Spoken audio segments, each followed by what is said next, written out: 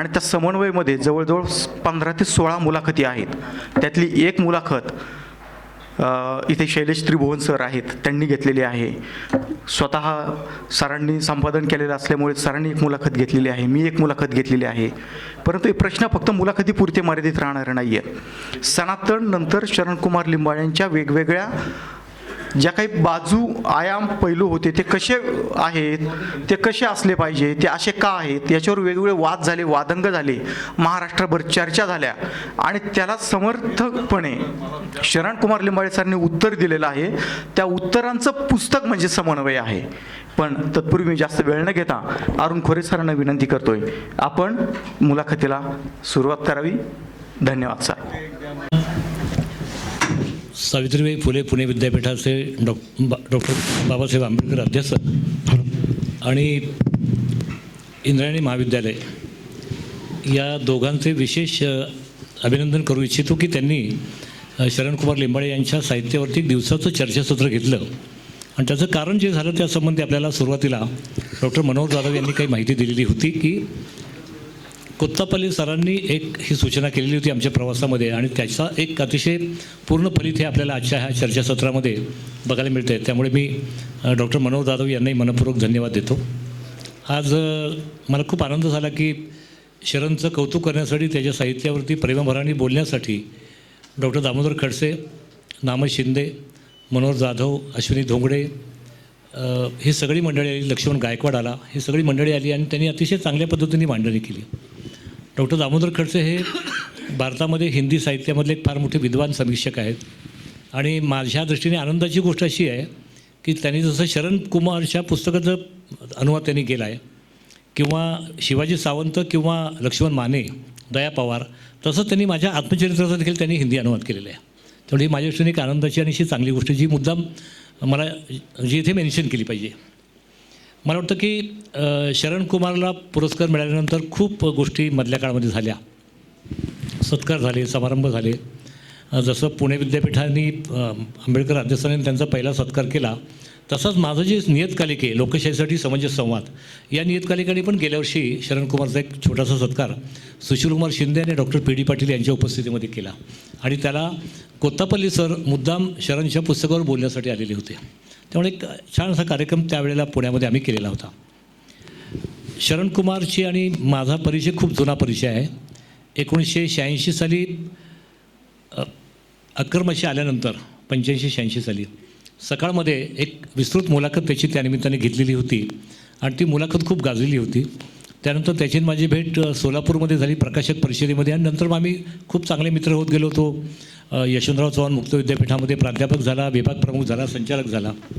हा एक मोठा प्रवास आपल्या सगळ्यांना बहुतेकांनी सकाळी सांगितलेला आपल्याला माहिती आहे. सनातन कादंबरीच्या निमित्ताने आपण त्यांची आज मुलाखत घेतो. मी पहिला प्रश्न त्यांना असं विचारणार आहे, सनातन कादंबरीची जी अर्पण पत्रिका आहे, ती अर्पण पत्रिका आहे गोहत्या ज्यांनी केली म्हणून ज्यांची हत्या केली त्यांना, अशी शरणची अर्पण पत्रिका या कादंबरीची आरंभी आहे. माझ्या दृष्टीने आजच्या समकालीन समाज राजकारणावरचे भाष्य आहे ही अर्पण पत्रिका. तर मला या अर्पण पत्रिकेच्या निमित्ताने शरणला प्रश्न विचारायचा आहे की ही अर्पण पत्रिका करताना तुमच्या समोर नेमकं काय कालपट होता? मी सर्वप्रथम डॉक्टर बाबासाहेब आंबेडकर अध्यासन पुणे विद्यापीठ आणि इंद्रायणी महाविद्यालय यांचा खूप आभारी आहे. विशेष करून मनोहर जाधव, विजयकुमार खंदारे, प्राचार्य मळगे सर यांचा मी आभारी आहे. आज सकाळपासून मी इथं आहे. माझ्यावर इतकं प्रेमाने आणि आपुलकीनं इथं बोललं गेलं त्यामुळं मी खूप भारावून गेलेलो आहे की मी लेखकाच्या मरणोत्तर जी चर्चा होते ती त्याला ऐकायला मिळत नाही, पण अगदी लेखक पुढं बसलेला आणि त्याच्याविषयी बोललं जातं आणि त्याला ते ऐकावं लागतं. ते ऐकताना मला खूप बरं वाटलं, कारण सरस्वती सन्मान मिळाल्यानंतर खूप निंदा नालस्ती वगैरे झाली आणि त्यानंतर अनेक मित्रांनी माझं सन्मान केला. त्यात मनोहर जाधवांनी पुणे विद्यापीठात माझा सत्कार केला, अरुण खोरे सरांनी माझा त्यांच्या मासिकाच्या याच्यातून सत्कार केला. शैलेश त्रिभुवन आहे, त्यांनी माझ्यासाठी विशेष अंक काढला. आणि आज अश्विनीताई धोंगडे, दामोदर खडसे सारखी महान माणसं इथं आहेत आलेली. नाम शिंदे आहे, विश्वनाथ शिंदे सर आहेत. मला सगळं असं एक म्हणजे तुम्ही मला माझ्यावर प्रेम करण्यासाठी तुम्ही सगळे जमलेले आहेत आणि माझे सगळे परिवारातले आहात. तसं मला परिवार नावाची गोष्ट नाहीच आहे, पण मला आज तुम्ही फार म्हणजे धन्य व्हावं अशा पद्धतीनं तुम्ही माझं कौतुक केलं, त्याच्याबद्दल मी सर्वांचा आभारी आहे. सरांनी मला प्रश्न विचारला की ज्यांची गोहत्या केली म्हणून ज्यांची हत्या झाली त्यांना हे पुस्तक अर्पण केलेलं आहे. खरं तर मला सरस्वती सन्मान मिळवून देण्यामध्ये अगदी ज्या अनेक 9 महिने प्रोसेस असते त्या पुरस्कार समित्यांची, त्या पहिल्या कमिटीपासून ते शेवटच्या कमिटीपर्यंत माझं नाव लावून धरण्यामध्ये दामोदर खडसे सर होते. मला पुरस्कार मिळण्यामध्ये त्यांचा फार मोलाचा वाटा आहे, ते इथं आहेत. त्यांनी मला म्हणाला, अरे तुझ्या पुस्तक पुरस्कारासाठी चर्चेत आहे, पण तू त्याला नाव सनातन दिल्यामुळे ते कसं काय पुरस्कार देणार तुला. ते म्हणाले की त्याची प्रस्तावना पण अशी विचित्र आहे की गोहत्या केली म्हणून ज्याची हत्या झाली अशांना तू अर्पण पत्रिका करतो, ते कसं काय तुला पुरस्कार देतील. म्हणजे मला पुरस्कार मिळेल हे माझ्या डोक्यात ही नव्हतं आणि सनातनला मिळेल हे तर कधीच डोक्यात नव्हतं. ते कारण सनातन पुस्तक हे म्हणजे विद्रोही पुस्तक आहे. मग मी लिहिताना मला वाटलं की हे काहीतरी खतरनाक लिहून होते माझ्याकडून असं ते वाटत होतं, कारण त्याच्यामध्ये इतिहासाला चॅलेंज केलेलं आहे खूप मोठ्या पद्धतीनं आणि ते स्वीकारलं जाईल, माझी जी भूमिका स्वीकारली जाईल त्याचं कौतुक होईल असं मला वाटत नव्हतं. पण इतिहास लिहिताना मी इतिहासाविषयी बोलत नव्हतो. आज सकाळी कोणीतरी तसं बोललं, काल्पनिक इतिहासाच्या निमित्ताने वर्तमान मी मांडले. ती अर्पणपत्रिका म्हणजे ज्यांची गोहत्या केली म्हणून हत्या झाली, हे म्हणजे अलीकडच्या काळामध्ये जे मॉब लिंचिंग होत होतं, म्हणजे मुस्लिमांचे खून पाडले जात होते रस्त्यावर की तो गाई पकडून येतोय म्हणून. खरं तर ती माणसं माझ्या डोळ्यापुढे होती आणि सनातन हे नाव देताना माझ्यापुढे सरळ सनातन ही संस्थाच होती. आपण ते काय करतो तर सरळ त्यालाच भिडायचं. खरं तर त्याची भीती वाटत होती, त्यांनी दाभोळकरांची हत्या केली, पानसरेची हत्या केली वगैरे वगैरे. तर आपण ज्याच्याशी डायलॉग करायचा आहे त्यालाच पुढे ठेवून त्याच्याशी डायलॉग केला पाहिजे. दुसऱ्या तिसऱ्याशी काय डायलॉग करणार आपण, ही व्यवस्था आपली शत्रू आहे आणि शत्रूबरोबर आपण डायलॉग केलं पाहिजे. आणि शत्रूवर डायलॉग करायचं तर आपण काही झापून न ठेवता सरळसोटपणे भेटलं पाहिजे, ही ती भूमिका होती आणि ती कादंबरी त्या पद्धतीने लिहिलेली आहे. ती लिहित असताना इतिहास कल्पनेच्या, तर्काच्या आणि अंदाजाच्या अंगाने मांडलेला आहे, पण जे सत्य आहे ते सत्यच आहे, त्या सत्याला कोणी नाकारू शकत नाही. आणि वर्तमानातलं सत्य आहे आणि ते मॉब लिंचिंगचं सत्य आहे. म्हणजे जी प्रस्तावना आहे ती मॉब लिंचिंगला इंडिकेट करते. या संपूर्ण कादंबरीमध्ये सनातनमध्ये या हत्या आणि जातीभेद आणि त्या अनुषंगाने होणारी धर्मांतर आणि बाकीच्या सगळ्या गोष्टींचा एक सगळा फोकस बघितल्यानंतर असं वाटतं संपूर्ण सनातनमध्ये अतिशय एक अस्वस्थता पसरलेली आहे. संपूर्ण पानांच्यावरती एक अस्वस्थता आहे. आता ही अस्वस्थता शरणकुमार लिंबाळे लेखकाची अस्वस्थता आहे का त्याला समजलेल्या समाजाची अस्वस्थता टिपतोय, असा मला थोडा प्रश्न आहे. नाही, सगळं समाजाचा अस्वस्थ आहे, देश अस्वस्थ आहे. जेव्हा धर्म हिंस्र होतो आणि माणसं क्षुद्र होतात, ठरवून त्यांच्या हत्या म्हणजे मुंग्यांसारखं जर माणसं मारली जात असतील तर कुठलाही माणूस तो कुठल्याही जातीचा असू दे तो अस्वस्थ होतो. म्हणजे मी अन्यायाविरुद्ध बोलतो म्हणजे अन्याय कोणाविरुद्ध होतो त्याची जात पाहत नाही. एखादी दलित स्त्रीवर अन्याय होतो म्हणूनच मला त्या अन्यायाविरुद्ध बोलतो असं नाही. एखाद्या ब्राह्मण स्त्रीवर अन्याय झाला तरी मला त्रास होतो. अन्याय कोणावरही हो, कसाही हो, कोठे हो, त्याच्याने आपण सर्वच अस्वस्थ होतो. आणि या अस्वस्थताही म्हणजे सगळ्या संवेदनशील माणसाची अस्वस्थता आहे आणि हजारो वर्ष ही अस्वस्थता इतिहासामधून आत्तापर्यंत पाझरत आलेली आहे, ती संपत नाही. ही अस्वस्थता सामान्य माणसाला जगावी लागते आणि कलावंताला ती अस्वस्थता सृजनाच्या रूपाने व्यक्त करावी लागते. हे अगदी तुम्ही नेमकं सांगितलं आणि मला असं आठवतं की शरणकुमारच्या पहिल्या पुस्तकापासून म्हणजे विशेषतः अक्करमाशीपासून ही अस्वस्थता आपण बघितलेली आहे. मला नेहमी असा प्रश्न पडतो की त्याची सुरुवात जी आहे अक्करमाशीची ती सुरुवात देखील अशी प्रचंड एका असे अस्वस्थ वाक्याने होते. म्हणजे महारोगाचा चट्टा लपवावा तसं मला माझं जीवन लपवावं असं वाटतं आहे, अशी ती सुरुवात आहे. तर हे अक्करमाशीच्या निमित्ताने आपण आता आपलं आयुष्याची कथा मांडावी असं तुम्हाला वाटलं आणि तुम्ही लिहिलं ते काय नेमकं त्यावेळेला काय घडलं की लिहायला पाहिजे? सकाळी माझे डोळे भरून आले होते. हा कोण? तो आपला राकेश वानखेडे बोलला.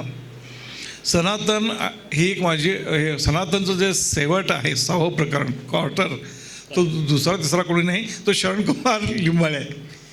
मी अस्वस्थच होतो. तो तुम्ही किती जणांनी वाचले होता याच्यातले मला माहिती नाही. तो प्रूव्ह करायला लागतो. क्वार्टर हा म्हणजे क्वार्टर हा दुसरा तिसरा कोणी नाही, तो मी आहे. आणि मला जे आयुष्यभर करावं लागलं तो ते करतोय. आणि मला अगदी मी ते लिहिताना मी सगळं जीव ओतून लिहिलेलं आहे. मला सांगावं लागलं मी महार आहे. हे बाकीच्या लोकांना माहीत नाही. माझ्या गावात सगळे मला महार म्हणतात. माझी आई महार आहे, आजी महार आहे, सगळे मी महाराड्यात राहिले, जनावरं फाटली, सगळं मी महाराला जे जगावं लागलं ते मी जगलो. पण माझा जो वडील आहे लिंगायत म्हणून तो कधीच मी आयुष्यात पाहिला नाही. काल्पनिक पात्र आहे, ते कधीच पाहायला मिळालं नाही. पण त्याच्या नावामुळं मी संपूर्ण आयुष्य अक्करमाशी म्हणून जगलो. आणि माझे काका म्हणून मी ज्याला बोलतो तो काका नाहीच आहे माझा. तो बायोलॉजिकल काका म्हणजे असतो ना, तो त्या नात्याचा तो मला तो सांभाळतो म्हणून काका आहे. मी सांगतो माझा काका लिंगायत आहे. सगळ्यामध्ये आणखी जात काका लिंगायत असेल तर जी जात कशी काय महार असू शकते? अरे तो मला सांभाळणाऱ्या माणसाला मी काका म्हणतो. मग मी म्हणतो माझा आजा मुसलमान आहे. आणि त्याला ह्याचा आजा मुसलमान हवार कसा आहे? अरे तो मला सांभाळतो. हवाल करणारा एक मुसलमान माणूस मला सांभाळतो. त्याला काय मी काय मुसलमान म्हणू की हवाल म्हणू? त्याला मी दादाच म्हणणार ना. त्या माणसामध्ये माझ्यामध्ये ज्या माणसाने मला जन्म दिला, ज्याचं नाव मला लागलं, तो मी त्याला पाहिलंच नाही आहे. पण हा मुसलमान माणूस हवाली करून मला सांभाळत असेल तर त्याला मी काय म्हणणार? दादा म्हणतो. आणि त्याचं माझं आता रिलेशनशिप मी आजा म्हणून सांगतो. ते माझा बायोलॉजिकल कास्ट ते तसा नाही आहे.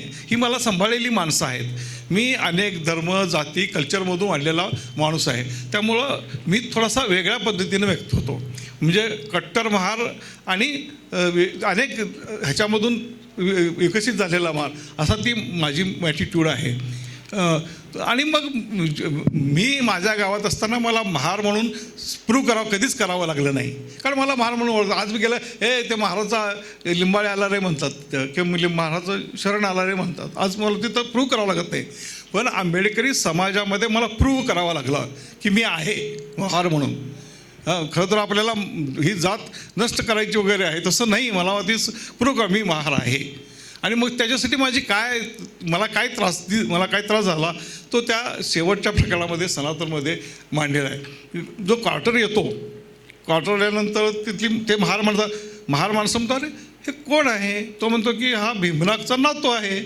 भीमराग हा महार आहे. भीमरागचा नातू क्वार्टर हा महार आहे. तर तिथले महार म्हणतात अरे हा महार नाही, हा प्युअर महार नाही. तो म्हणतो की मी प्युअर महार आहे. त्याने म्हणतो तू प्युअर महार नाही. मग तो प्रूव्ह करतो. काय प्रूव्ह करतो की पळ येत असते गाईची, तर पळत जातो तिथं. आयुष्यात कधीही त्यांनी पळ पाहिलेली नसते, पळ कधीही उचलली नसते. तो माणूस जातो आणि ते पळ उचलतो. ते पळ उचलताना मी फार ताकद लावलेली आहे माझी की तो प्रूव्ह करतोय की मी महार आहे. बघा मी पळ उचलतोय, मला पळ उचलता येते. बघा मी आता पळ सोडून दाखवतो, तुम्हाला चॅलेंज कसं काय करताय. ती सगळी प्रोसेस मी म्हणजे 1-2 पानाची आहे. पण मी जी संपूर्ण आयुष्य जगलो ती धडपड त्या क्वार्टरमधून मी ओतलेली आहे. आणि इव्हन ते क्वार्टरनी ते गोमांस खाऊ नये म्हणून जे केलेलं आहे मी ते माझ्या लहानपणी केलेलं आहे. त्यासाठी मी मार पण खाल्लेला आहे. फक्त इथं मी ते क्वार्टरचा मूर्ती दाखवला आहे. क्वार्टर हे काल्पनिक पात्र नाही आहे, ते माझं मानसिक व्यक्त होण्याचं एक ते साधन आहे. आणि ते मी त्या पद्धतीने व्यक्त झालो आहे. आणि ते अपील पण झालं लोकांना.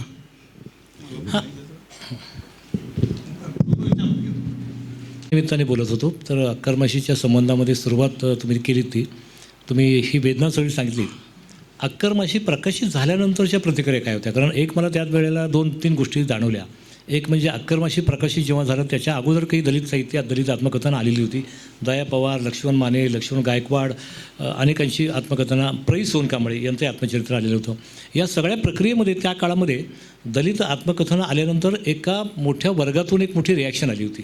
आणि ती रिॲक्शन अशी आली होती, हे आता कशाला तुम्ही हे करताय, चिखल कशाला उडवताय अंगावरती, अशा स्वरूपाची प्रतिक्रिया आली होती. तर अक्करमाशी आल्यानंतर ते एक मोठा सल असा मोठा निर्माण समाज माणसामध्ये नक्कीच निर्माण झाला असणार. कारण भालचंद्र नेमाड्यांसारख्याने देखील ज्या आत्मकथनाची दखल घेतली ते अक्करमाशी. तर मला असं वाटतं की अक्करमाशी आल्यानंतरच्या प्रतिक्रिया काय होत्या आणि तुमची एकूण रिॲक्शन कशी होती आणि हाव यू फेस इट. अक्करमाशी आल्यानंतर घरातून वेगळ्या प्रतिक्रिया होत्या की यांनी माझी बदनामी केली. माझी आई म्हणायची की यांनी माझं चारित्र्य सगळं रस्त्यावर आणलं, याला मी इतकं मोठं केलं, वाढवलं आणि यांनी माझी बदनामी केली. समाजामध्ये अशी एक म्हण आहे की मान सांगावा जनात आणि अपमान ठेवावा मनात. म्हणजे घरातून त्याला विरोध झाला होता आणि अक्करमाशी गाजली आणि मग त्यानंतर माझे सत्कार वगैरे झाले. मला वाटतं की या प्रतिक्रियापेक्षा मी अक्करमाशी का लिहिली, तर मी कार्यकर्ता आहे पहिल्यांदा आणि दलित साहित्य मला मर्यादा मी नीट ओळखून घेतलेली आहे. मी नेता होऊ शकत नाही हे मला कळलं आणि मी रस्त्यावर काम करू शकत नाही हेही मला कळलं. पण मला काम करायचं, मग मी फील्ड निवडलं लिटरेचर आणि दलित साहित्याची चळवळ आपल्याला वाढवली पाहिजे. कवितेचा मोठा प्रवाह निर्माण झालेला होता आणि आत्मकथा फक्त 1-2-4च आल्या होत्या. दया पवारांची आली होती, लक्ष्मण मानेची आली होती, शंकरराव खरात आणि प्र. सोनकांबळेची आली होती. तो प्रवाह पुढे न्यायचा होता, तो प्रवाह विस्तृत करायचा होता. मग असे एक लोकांमध्ये वाचकांमध्ये होते. आता बलुतानंतर उपरा आलं, पुढं काय येणार अशी वाचकांची अपेक्षा होती. मला तो प्रवाह मोठा करायचा होता, कोणीतरी खाना देणं आवश्यक होतं. मग मी म्हणालं की प्रवाह वाढवला पाहिजे आणि मी अक्करमाशी लिहिली आणि ती त्या लेवलनी चर्चित झाली. त्यानंतर मी म्हणालो की हे पुढे गेलं पाहिजे. मी सकाळी लक्ष्मण बोला की लक्ष्मणला मी उभं केलं की नाही हे पुढे घेऊन जायचं आहे, लक्ष्मणने लिहिलं. त्यानंतर मी पुन्हा किशोर काळेला उभं केलं की नाही हे आपल्याला घेऊन जायचं पुढं. म्हणजे तो प्रवाह मी माझं कार्यकर्ता पण मीच साहित्यामध्ये केलं आणि आत्मकथेचा प्रवाह वाढण्यासाठी मी अनेकांना आत्मकथा लिहायला लावल्या, वाचल्या आणि छापून घेतल्या. ख्रिस्ती मार आत्मकथा छापली, मुस्लिम मार्च अनेक सगळ्याच गाजल्या नाही आहेत. ढोर आत्मकथा आलेली आहे ग्रंथालीकडून. म्हणजे आत्मकथा लिहिली आणि लिहून घेतली तर दलित साहित्यातला आत्मकथेचा प्रवाह वाढवायचा होता. आणि कादंबरी वाङ्मय प्रवाह नाही, अरे नाही तर ठीक आहे मी लिहितो, जिथं नाही तिथं मला काम करायचं होतं. ती 3 कादंबरी तरी लिहितो नेमाडे आणि मग दलित लेखक लिहित नाही, मी लिहून दाखवतो. मग मी उपल्या हिंदू बहुजन कादंबरी तरी केली. ही नेमाडे हिंदू लिहित नाही, चला मी लिहितो, मी हिंदू लिहून दाखवली. ऐतिहासिक कादंबरी लिहिता येत नाही, चला मी सनातन कादंबरी लिहून. सगळं असं हे मला लेखक व्हायचं नव्हतं. मला हे दलित साहित्याचा प्रवाह समृद्ध करण्यासाठी हा क्रांतिकारी प्रवाह आहे. याला समाज बदलायचा आहे आणि बाबासाहेबांच्या विचाराचा प्रसार करणारं हे वाङ्मय आहे. हे समृद्ध झालं पाहिजे, याची चर्चा झाली पाहिजे, हे टिकलं पाहिजे, अनेक लेखक लिहिले पाहिजे. ह्याच्यासाठी मला जे काही मेहनत करता येईल ही मेहनत आहे माझी, ही चळवळ टिकवणे आणि बाबासाहेबांचा विचार पुढे घेऊन जाण्याची, ते मी केलेलं आहे. आणि सनातन हे भीमा कोरेगावला 200 वर्ष होत आहेत, तर ते निमित्त साधून मी ती कादंबरी लिहिली आणि त्याला सरस्वती सन्मान मिळेल असं, सरस्वतीचं नाही राज्य पुरस्कारसुद्धा मिळाला नाही त्याला. आणि कादंबरी 2 वर्ष झाली प्रसिद्ध होऊन त्याची साधी चर्चाही झाली नव्हती. सरस्वती सन्मानानंतर त्याची खूप चर्चा झाली आणि मी जी मेहनत घेऊन आज म्हणजे 66 वर्षाचं माझं आयुष्य आहे.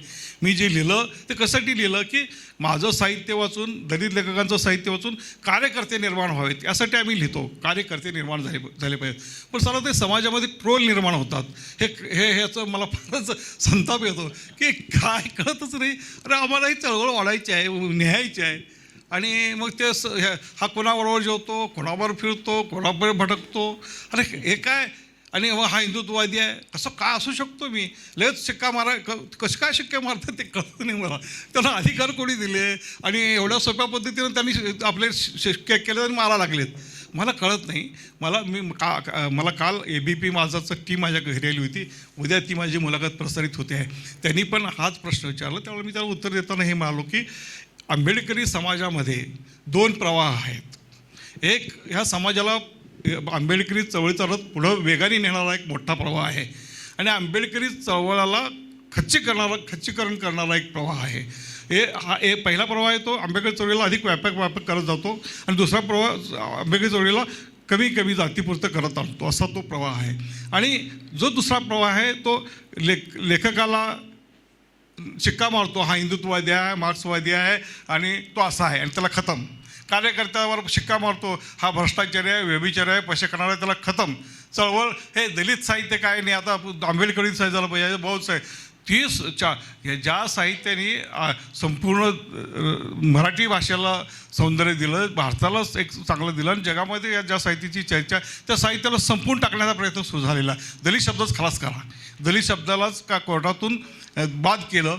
त्यामुळं अनेक विद्यापीठातून सिलेबसमधून पुस्तकं काढून टाकली. अरे दलित शब्द चुकीचा आहे, मग कशाला लिंबाळीचं कसं काय शिकवायचं, लिंबाळ्याला कसं काय ओमप्रकाश वाल्मिकीला शिकवायचं. म्हणजे दलित साहित्याची चळवळ संपवणे, दलित पॅंथरची चळवळ संपवणे आणि जो पुढं मोठा होणारा लेखक आहे त्याला खलास करणे, जो मोठा होणारा कार्यकर्ता आहे त्याला खलास करणे. म्हणजे एका पद्धतीनं चळवळ, कार्यकर्ता आणि लेखक यांना खलास करण्याची पद्धत आमच्यामध्ये विकसित होते आहे आणि ती आंबेडकरवादाच्या नावाने विकसित आहे. आम्ही आंबेडकरवादी आहोत आणि आम्हीच चळवळ पुढे नेत आहोत. कसं काय नेणार आहात तुम्ही? एक एक कार्यकर्ता संपवता, एक एक लेखक संपवता, एक एक चळवळ संपवत आहे. आणि चळवळ काय, चळवळ त्याच्या गतीनं वाढते.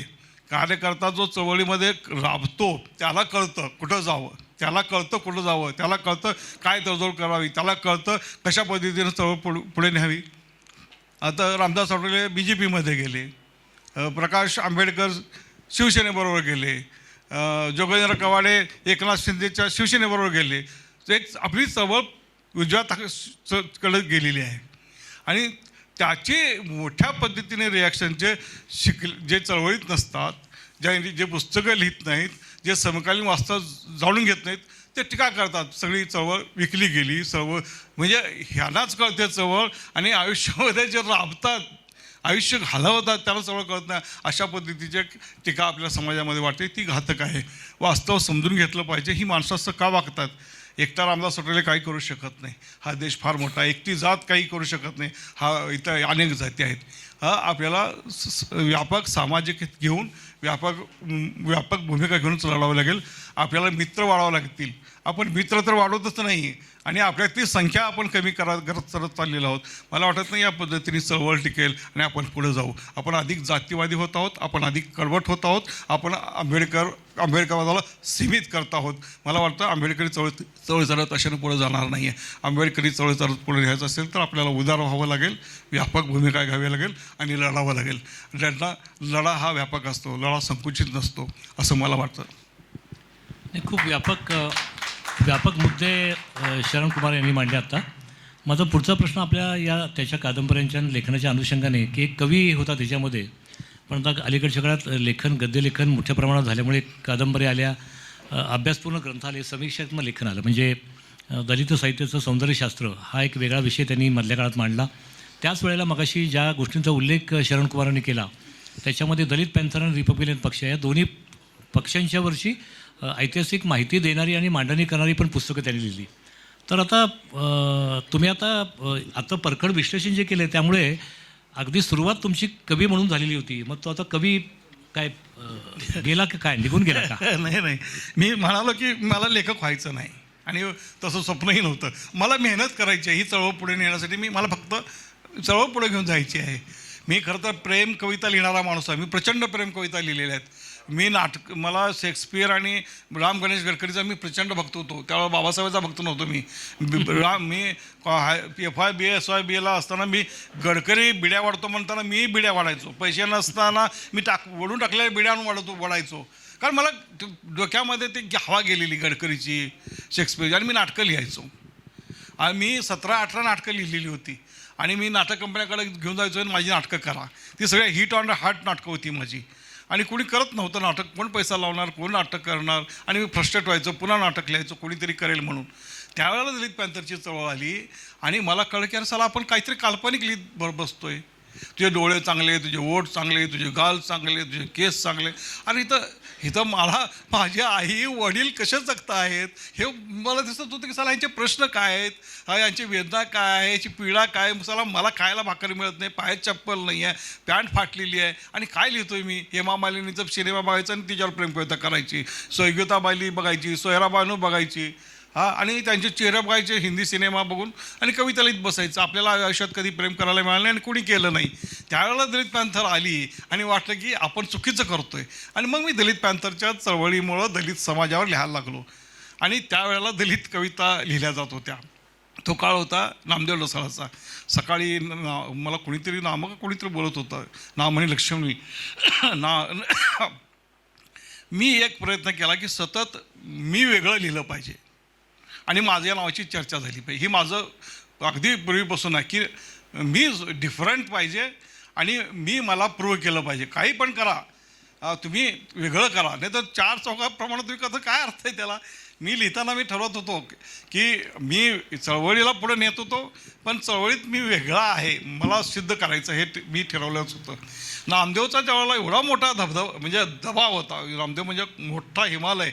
त्याच्या काळात माझं नाव कसं काय पुढं आणायचं, तर मी आत्मटीका केली म्हणून माझं नाव पुढं आलं. म्हणजे नामदेवच्या काळात मला कविता वाढवायची होती, पण कवितेला दुसरा पैलू पण देणं गरजेचं होतं. त्यावेळेला फक्त विद्रोह, नकार आणि आक्रमकपणा होती. त्यावेळेला मी टीकेवरच्या कविता लिहिल्या. म्हणून नामदेवच्या काळात मी सुद्धा कवी म्हणून माझं नाव घेतलं गेलं.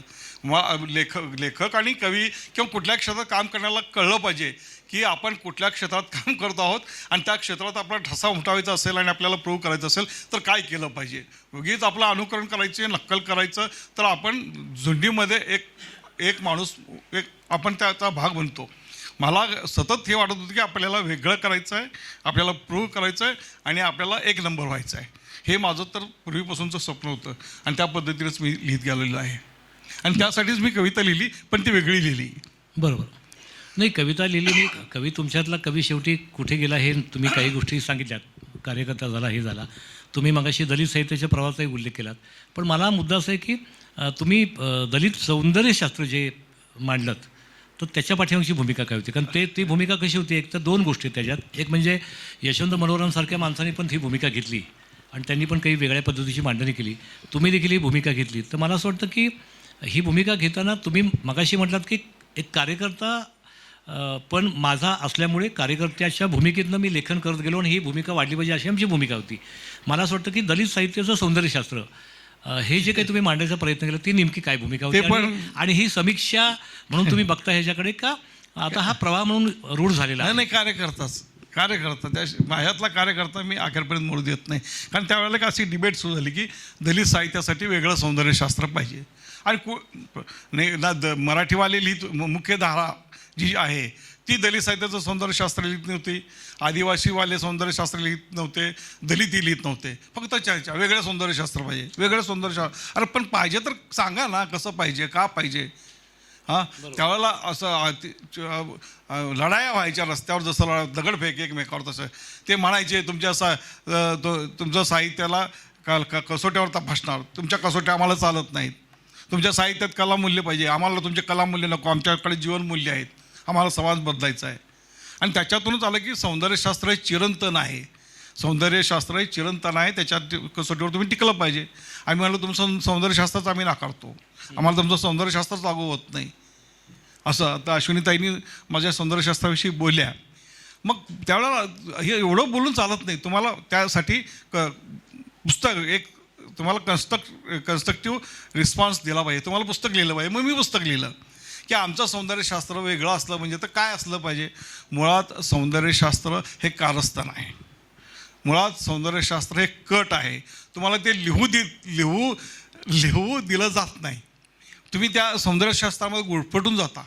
तुम्ही सौंदर्यशास्त्राला जेव्हा नाकाराल तेव्हाच तुम्ही लिहू शकाल. तुम्हाला सौंदर्यशास्त्रामध्ये गुरफटण्याचा तो प्रयत्न असतो. म्हणून पहिल्यांदा सौंदर्यशास्त्र हे कपट कारस्थान आहे असं मी विधान केलं. मग आमचं वेगळं काहीतरी सौंदर्यशास्त्र आता आमच्या 8-10 लोकांनी सांगून टाकलं होतं. मला त्याला उत्तर देणं गरजेचं होतं, कारण मी त्या चवळीतला माणूस होतो म्हणून मी सौंदर्यशास्त्र लिहिलं. मग त्याचं असं आहे, मग मी सौंदर्यशास्त्राचा सगळा अभ्यास केला. ते सौंदर्यशास्त्र काय म्हणतं, सौंदर्यशास्त्र कसं आहे की आता गुलाबाचं फुल पाहिलं की आपण बाबा सुंदर आहे, ताजमहाल पाहिलं की वा सुंदर आहे, सिनेमावाले चांगला सिनेमा आहे.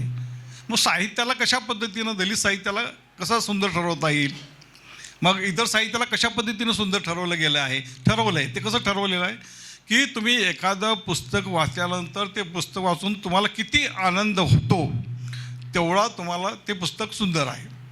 समजा तुम्ही एखाद्याची कादंबरी वाचली, तुम्हाला 50% आनंद मिळाला तर ते 50% सुंदर. एखाद्याची कथा वाचली, तुम्हाला ते 80% आनंद मिळाला ते 80% सुंदर. म्हणजे इथलं सौंदर्यशास्त्र आनंदावर आधारलेलं आहे की तुम्हाला किती आनंद होतो पुस्तक वाचून. अरे हे पुस्तक वाचलं, आनंद झाला मला, ह्याच्यातलं दुःख चांगलं आहे, ह्याच्यातली अभिव्यक्ती चांगलं आहे, ह्याच्यातला विषय चांगला आहे, ह्याच्यातली पात्रं चांगली आहेत. म्हणजे तुम्हाला ते अपील होणं, तुम्हाला आनंद होणं हे ते सौंदर्यशास्त्राचा गाभा आहे. एक हां बोला.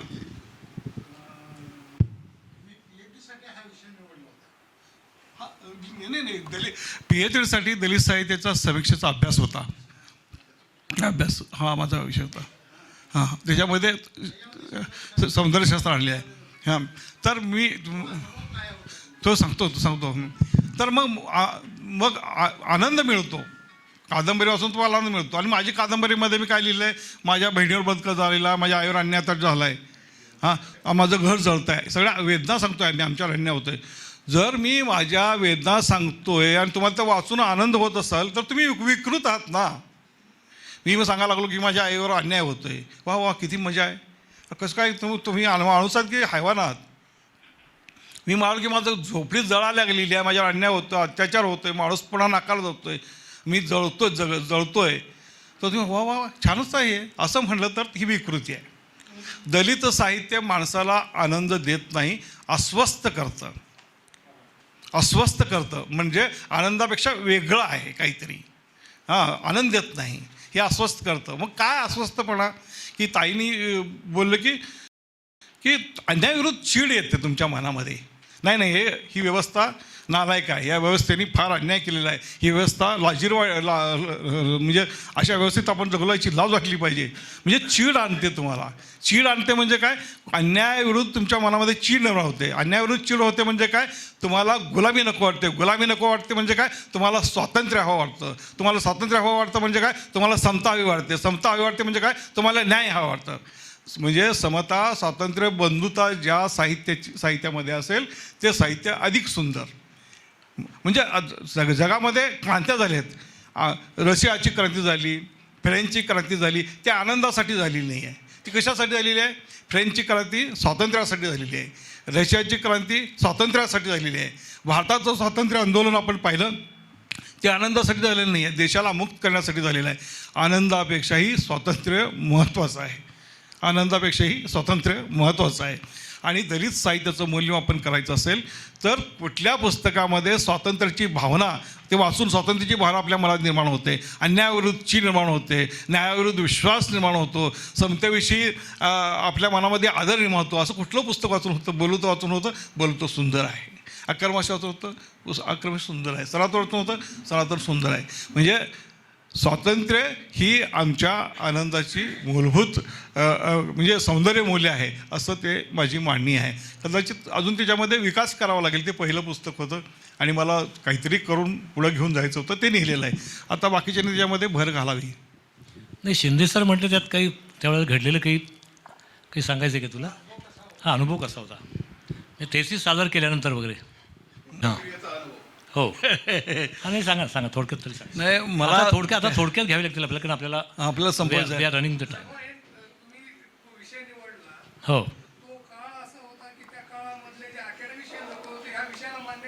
नाही ते गाईड त्रास करतात. आता इथं अनेक जण गाईड आहेत, गाईड त्रास करतात विद्यार्थ्याला. भयानक भयानक प्राणी आहे. मला खरं तर अमेरिकन ऑटोबायो काळ्या लोकांच्या आत्मकथा आणि दलितांच्या आत्मकथा याच्यावर PhD करायची होती. ते म्हणाला तुम्हाला 2 गाईड घ्यावे लागतील. मला पहिल्यांदा 1 गाईड मिळत होता, तर 2 गाईड कुठून घेणार मी, कोणाकडे जाणार? मग मी म्हणलं जाऊ दे बाबा, दोघांच्या नको, मला एकच द्या. आणि मग ते म्हणाले की काय करणार तुम्ही जर हे विषय नाही तर. मग ते मला वाटलं की मी 100-125 परीक्षणं लिहिली होते. मी म्हणजे लेखक होण्याअगोदर लेखक कसा व्हायचा, कसं लेखन करायचं, चांगलं लेखन काय, ह्याच्यावर सगळ्या समीक्षेची मराठीत जेवढी समीक्षेची पुस्तकं आहेत ती मी वाचून काढलेली होती. पहिल्यांदा समीक्षा काढल्याशिवाय तुम्ही लेखक कसं होणार? मी होमवर्क करणारा माणूस आहे. त्यामुळं मला वाटतं की आता आपण समीक्षेचा अभ्यास करूया.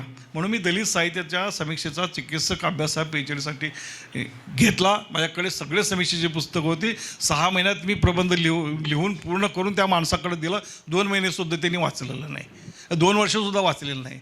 मी म्हणलं असं कसं काय? नाही म्हणलं की ते पुन्हा लिहावं लागेल. मी पुन्हा त्यांनी सगळं आणलं, पुन्हा लिहून 3 महिन्यामध्येच प्रबंध दिला. पुन्हा ते वाचत नाही. आता तुम्ही तिथं ते होते. मग मी काय केलं, मी 4 वर्ष ते एक्सटेन्शन केलं. 2 वर्षानंतर 4 वर्ष, 4 वर्षानंतर पुन्हा एक्सटेन्शन. अरे म्हणलं हे कसं काय? म्हणलं मी तर 6 महिन्यात PhDचा प्रबंध लिहून दिला आहे, कसं काय करताय? त्यावेळेला मी रामदास आठवले मंत्री होते, त्यांचा PA होतो. माझ्या डोक्यात एकदम ते कळलं, याला आता गाईडला सांगूच म्हणलं, तुम्ही माझा जे लिहून दिलेलं आहे त्याच्यावर मला PhD पाहिजे. बाकी मी काय एक सुद्धा शब्द लिहिणार नाही. तुम्हाला लिहायचं असेल तर तुम्ही लिहा, नाहीतर मी आता कुलगुरूकडे जातो आणि कुलगुरूला सांगतो की असं आहे. ते फक्त शांत राहिले. आणि कुलगुरूंनी ऐकलं नाही तर मी माझ्या मंत्र्याला सांगतो, मंत्री यांना फोन करेल.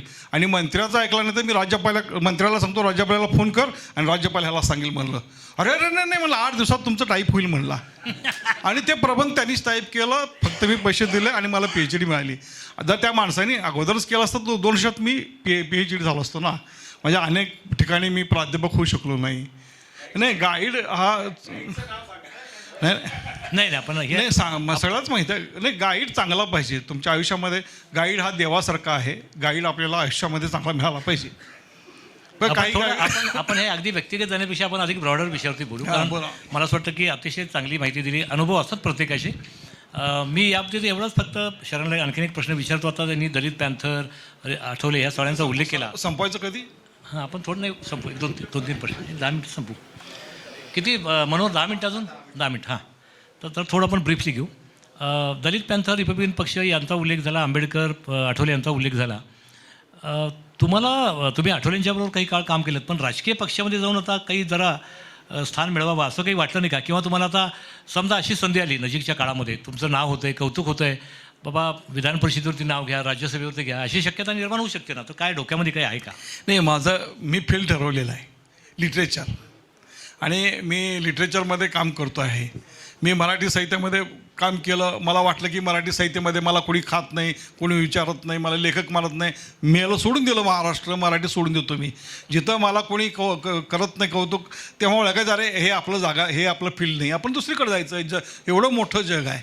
मग मी काय केलं, सगळ्या भारतातल्या भाषांमध्ये गेलो. मला मराठीने दुर्लक्ष केल्यामुळंच मी भारतातल्या सगळ्या भाषांमध्ये माझे 8-10 पुस्तकं आहेत. आणि आज भारतातला एक महत्त्वाचा लेखक आहे असे खडसे सरांनी सकाळी बोलताना सांगितलं. आणि आज मला सरस्वती सन्मान मिळालेला आहे. आता माझे डोळे आंतरराष्ट्रीय पातळीकडे आहेत. नाही ते मुद्दा मला जोडून नाही आता माझा फील्ड आंतरराष्ट्रीय आहे. कारण माझी 8 पुस्तकं ही इंग्रजीत आहेत. आणि पुढल्या 4-5 वर्षात माझी अजून 5-6 पुस्तकं पेंग्विन जगातली सुप्रसिद्ध अशी प्रकाशन संस्था ती करते आहे. आणि विदेशामध्ये अनेक विद्यापीठामध्ये माझी पुस्तकं आहेत. आता मी राष्ट्रीय पातळीवर मला स्थापित करण्यासाठी माझं एक स्वप्न आहे की आंतरराष्ट्रीय दर्जाचा लेखक व्हायचं. मला आता मराठी वगैरे काही ह्याच्यामध्ये मला अडकायचं नाही. पण तुम्ही मराठीमध्ये लिहिणं सोडू नका. नाही मराठीमध्ये लिहीन, पण आंतरराष्ट्रीय दर्जावरचा एक मोठा लेखक व्हायचं हे माझं स्वप्न आहे. ते मी पूर्ण करणार. आमच्या या स्वप्नासाठी आमच्या शुभेच्छा आहेत. त्याचा मुद्दाम सांगायला पाहिजे आपल्याला की अगदी काही महिन्यांपूर्वीच पेंग्विन या आंतरराष्ट्रीय संस्थेने शरणकुमार लिंबाळे यांच्याबरोबर करार केला आहे. आणि सनातन ही कादंबरी त्यांची आता इंग्रजीमध्ये येते आहे आणि ती संपूर्ण जगभरातल्या बाजारपेठेमध्ये लवकरच उपलब्ध होईल. मला याच्याविषयी खूप आनंदाची आणि अतिशय अभिमानाची, गर्वाची अशी एक गोष्ट आहे. मला आणखीन एक प्रश्न विचारायचा की तुमच्या कादंबऱ्या या एक दृश्यमय कादंबरी असतात, अनेक घटना घडत असतात. सनातनमध्ये तर इतके स्पॅन आहेत, इतके वेगवेगळे विषय आहेत. आम्ही मागे एकदा गप्पा मारताना बोलत होतो तेव्हा सनातनसारख्या कादंबरीवरती सिनेमा करायचं म्हटलं तर आम्ही म्हटलं कोण समोर येईल दिग्दर्शक? तर आम्हाला वाटलं की आशुतोष गोवारीकर एक चांगला दिग्दर्शक, संजय लीला भन्साळी चांगला दिग्दर्शक, अशी काही काही नावं समोर आली की या मोठ्या स्पॅनचा दिग्दर्शक जो असेल तोच हे करू शकेल. तुमच्याकडे अशा सिनेमांचे प्रस्ताव आलेले आहेत का? एक झुंडवर आता सध्या एक मराठीत सिनेमा करत आहेत. एक वेब सिरीज अक्करमाशीवर करायचं म्हणतात. लोक पैसे देत नाहीत आणि वेळेवर काढत नाहीत. खूप करार करून घेतात आणि वर्षानुवर्षे ते करार पडून राहतात. म्हणून मला वाटतं की मी सिनेमा निघो न निघो त्याच्याकडे मी काही लक्ष घालणार नाही. माझं फील्ड लिटरेचर आहे. लिटरेचरमध्ये मला दादा व्हायचं आहे बस. मला सिनेमा बिनेमाचं काय एवढं कौतुक नाही. काढलं तर काढा, नाही तर सोडून द्या. नाही, सिनेमाचे लोक येतात की नाही हाच आमचा प्रश्न होता की नाही घेतायत लोक घेतायत पण करत नाहीत. वेळ लागते आहे. आता झुंड नावावर एक सिनेमा येतो आहे. सनातनवर दोघा तिघांनी विचारलं पण ते त्या कुवतीची माणसं नाहीत. मी नाही म्हणतो सर तुम्हाला जमत नाही वगैरे. अकरमाशीवर मोठ्या मोठ्या संस्थांनी काम सुरू करायचं केलं, ॲडव्हान्स दिलं पण ते करत नाहीत. वेळ लागतो त्याला. ते पटकथा लिहिणं हे करणं वगैरे आणि तिथं माझं डोकं घातलं तर मला नवीन सुचणार नाही, मला नवीन लिहिता येणार नाही. मला आता नवीन लिहायचं आहे. त्यामुळं मी राजकारण माझा विषय नाही, सिनेमा माझा विषय नाही, चळवळ माझा विषय नाही. मी ज्याला चळवळ करायचं असेल तर मी साहित्यातूनच करेन. माझंही लिमिटेशन आहे. नाही ठीक, ही अगदी प्रांजळ भूमिका आहे. मला फक्त एकच प्रश्न आहे की मगाशी तुम्ही PhDचा उल्लेख केलात की तुम्ही 6 महिन्यामध्ये PhDचा अभ्यास पूर्ण केलात, हे केलं ते केलं.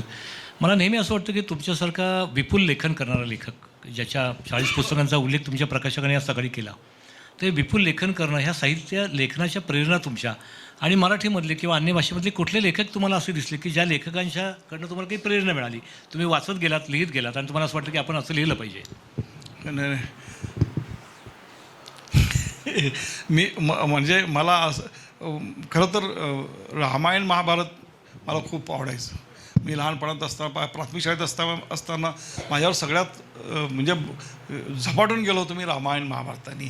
आणि मग त्याचे सगळे मी प्राथमिक शाळेत असताना हिंदूचे सगळे पुराण ग्रंथ वाचलेले होते, वेद वाचलेले होते. हायस्कूलच्या काळामध्ये सगळं हिंदू धर्म वाचून मोकळा केला होता हायस्कूलपर्यंत मी. आणि मी झोपताना फक्त 33 कोटी देवाचं नाव, उठताना 33 कोटी देवाचं नाव घ्यायचो. देव आणि भूत. मी देवाला भीत नाही पण भूताला भीतो. आज पण मी भूताला भीतो. असं ती माझी विचित्र मानसिकता आहे. आपण म्हणाल की माझ्यावर कोणाचा प्रभाव आहे? मी इतकं म्हणजे देवभोळा माणूस होतो. पण ज्या वेळेला मी दलित पॅन्थरमध्ये गेलो आणि बाबासाहेब शिवरात आले की संपलं सगळं. बाबासाहेबांनी माझं आयुष्य म्हणजे जे भावूक भाबळा माणूस होतो, एक वेगळ्या पद्धतीनं स्वप्न घेऊन जगणारा माणूस होतो, ते बदलूनच टाकलं. बाबासाहेबांनी मला कार्य करतात की कानात मारला तरी आपण काय करतो रे तू, हे एवढा समाज पडला याच्यासाठी काम करायला सोडून तू काय करायला लागलेलंस, असं ते काहीतरी झालं. तेव्हापासून मी कुठल्या देवाचं नाव घेत नाही, कुठल्या देवाला हात जोडत नाही. फक्त बाबासाहेब एक बाबासाहेब बस. आणि बाबासाहेबांचं साहित्य मनापासून वाचलं तर दुसरं साहित्य वाचण्याची गरजच नाही. ते इतकं मोठं भांडार आहे, ते पेटवत राहतं अक्षरशः. आणि बाबासाहेबांचं नाव घेतलं, बाबासाहेबांचं पाहिलं की बस प्रचंड प्रेरणा मिळते, प्रचंड ऊर्जा मिळते. त्या माणसाने किती केलेलं आहे त्यांच्या विचारातून आपण काहीतरी केलं पाहिजे. अस्वस्थ होतो मी बाबासाहेबांमुळं आणि आपण काम करायला पाहिजे, झपाटून काम करतो. बाबासाहेब ही फार मोठी ताकद आहे की जे मला जगवते, जी मला लिहायला लावते. आणि मला वाटतं की बाकी कोणी मला प्रेरणा दिलेली नाही. पण वाचतो मी. अगदी प्रेमचंद मला आवडणारा लेखक आहे. मराठीमध्ये श्यामसुंदररावांची कादंबरी आहे, त्याचं नाव काहीतरी आहे, ती चांगली कादंबरी आहे. मराठीतल्या लोकांनी मराठीत खूप चांगले लिहितात. आनंद सामंत आवडतो मला. मला मराठी साहित्य आवडतं, मला प्रेम आवडतं, निसर्ग आवडतो, सौंदर्य आवडतं, सगळं आवडतं. मी माणूस आहे, माणसाला जे सगळं आवडतं ते मला आवडतं. चांगलं जेवण आवडतं, चांगले कपडे आवडतात. पण जी जगण्याची निष्ठा आहे, जगण्याचं जे ध्येय आहे ते फक्त बाबासाहेब आंबेडकरांचा विचार पुढं घेऊन जाणं एवढंच आहे. हे खूप छान आहे. तुम्ही चांगला एक लांबलचक मोठा प्रवास थोडक्यात पण चांगला मांडलात. आता छोटे 2-3 प्रश्न विचारून आपण या मुलाखतीची सांगता करूयात. एक म्हणजे तुमच्या सगळ्या प्रवासामध्ये तुमच्या कुटुंबियांचं योगदान काय, विशेषतः तुमची पत्नी, तुमची मुलं, हे कसं तुम्हाला त्यांचं योगदान काय वाटतं? हा फार नाजूक प्रश्न आहे.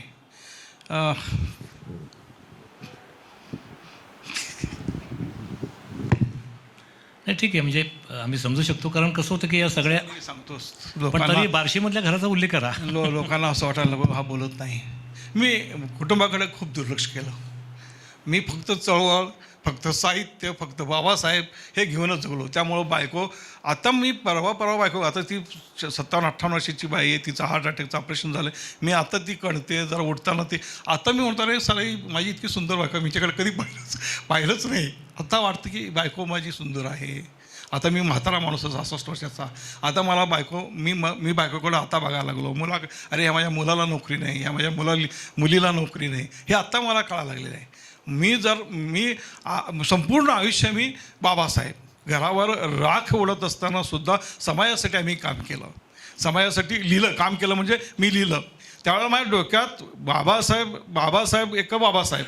त्यामुळं मला माझ्या बायकोकडे लक्ष देता आलं नाही, मुलांकडे लक्ष देता आलं नाही, ह्यांचं पुढं काय होईल हे लक्ष देता येत नाही. आता मी मरणाच्या दारात येऊन उभा आहे, तेव्हा मला वाटतं की यांच्याकडं आपण खूप दुर्लक्ष केलेलं आहे.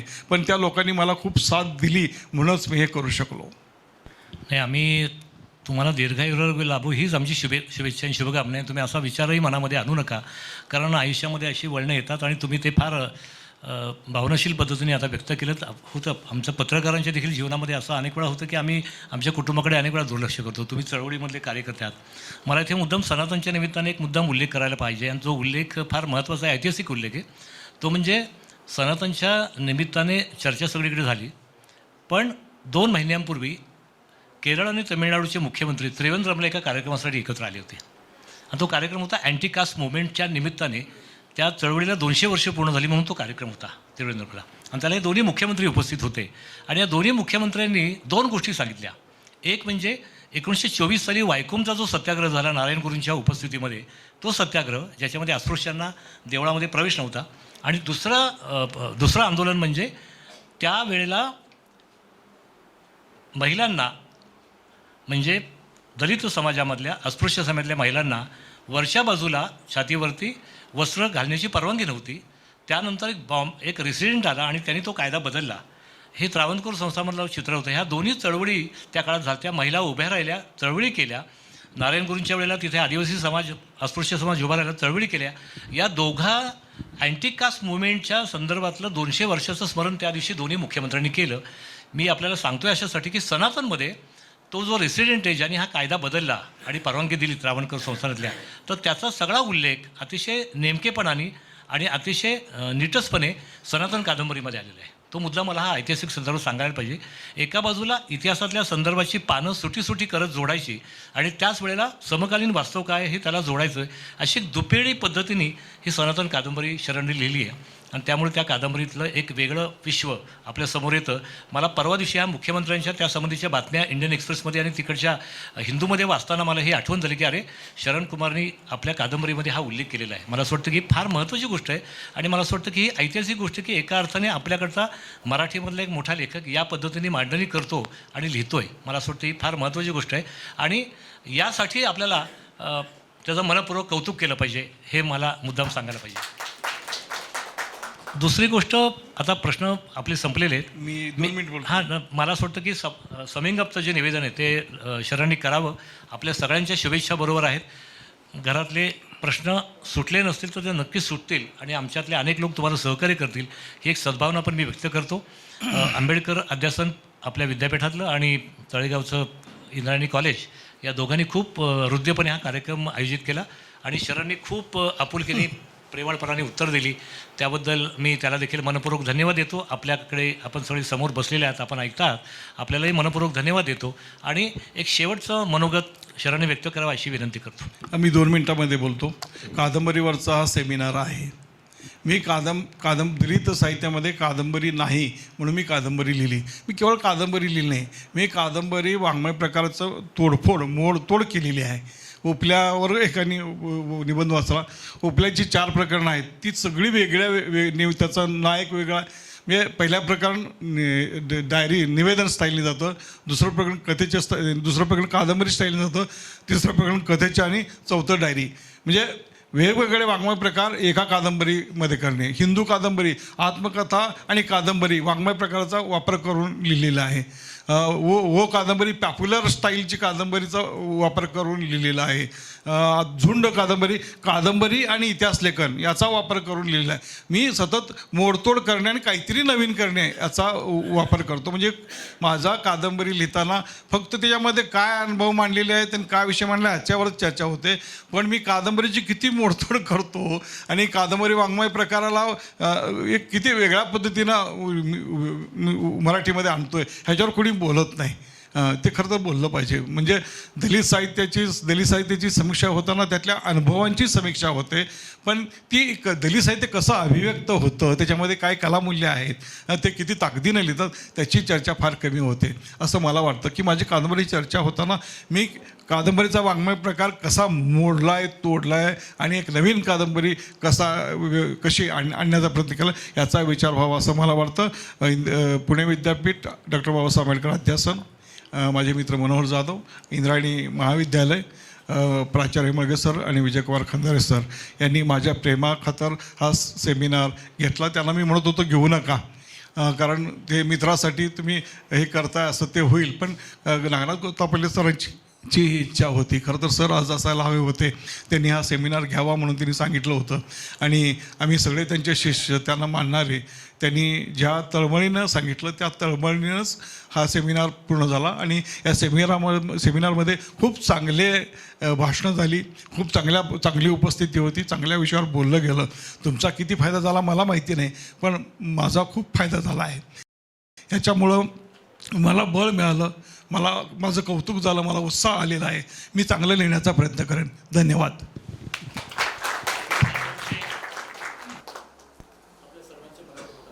अतिशय खेळीमेळीच्या वातावरणामध्ये जवळपास 1 तास रंगलेली ही मुलाखत, मला तरी वाटतं खंदारे सरांनी जे संपादित केलेलं पुस्तक आहे समन्वय नावाचं, त्यातल्या मुलाखतीपेक्षा नक्कीच वेगळी होती. जेव्हा केव्हा त्या पुस्तकाची दुसरी आवृत्ती निघेल तेव्हा ह्या मुलाखतीचा त्यात आवर्जून उल्लेख असेल. यानंतर आपण समारोप सत्राकडे वळत आहोत. मी समोर बसलेल्या मान्यवरांना विनंती करतोय, आपण सगळ्यांनी व्यासपीठावरती यायचं आहे. या समारंभ सत्राचे प्रमुख पाहुणे म्हणून माननीय नाम शिंदे सर यांना मी विनंती करतोय, आपण व्यासपीठावर यावं. आणि या समारोप सत्राचे अध्यक्ष म्हणून डॉक्टर विश्वनाथ शिंदे सर यांनाही विनंती करतोय, आपण व्यासपीठावर यावं.